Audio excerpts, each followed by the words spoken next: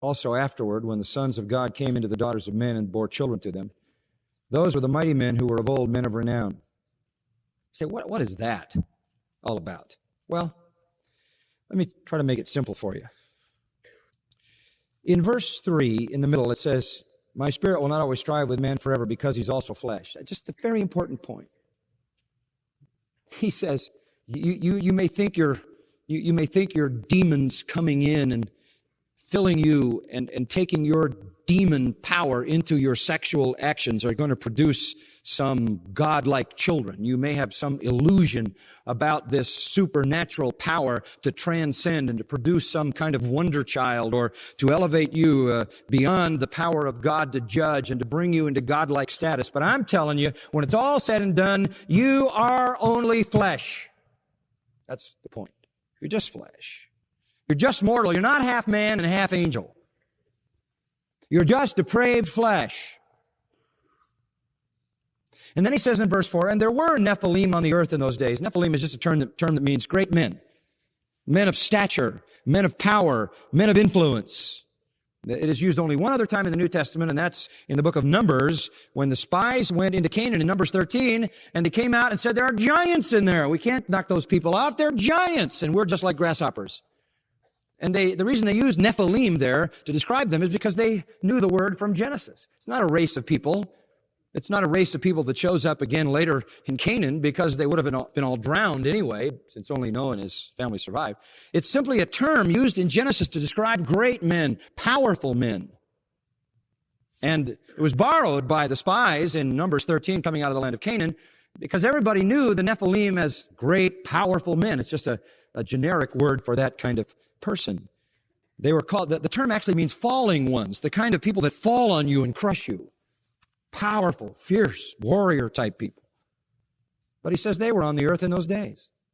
It's important to say that because somebody might think that they were the product of these unions and that angels, demons, and men got together and produced some monsters. No, there were powerful men on the earth.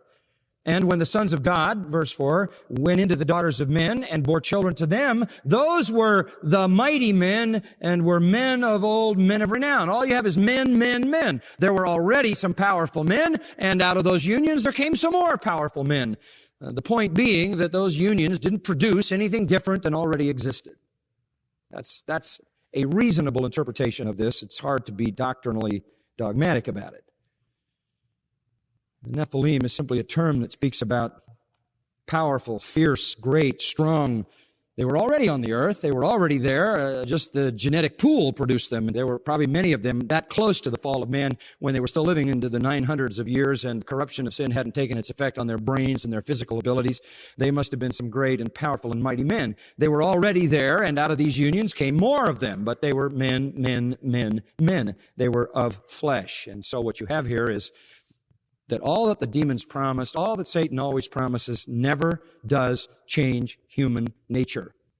It doesn't change human depravity.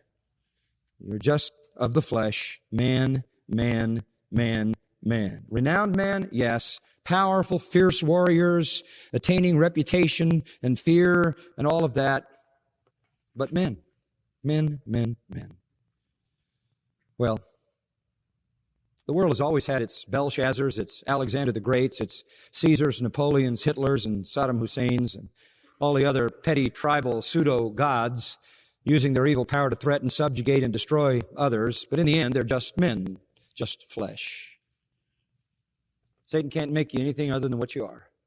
Satan can't give you a immortal blessing. Satan can't make you into a god. Satan can't cause you to overpower God and defy his eternal judgment. Satan cannot deliver you from the penalty of death. He can't do it. Satan can't change you. He can't catapult you into some other level of existence. All you are is flesh, flesh, flesh. Men, men, men. And all that is flesh is mortal, and God's judgment will fall on all. So the sad saga of human life after the fall is that they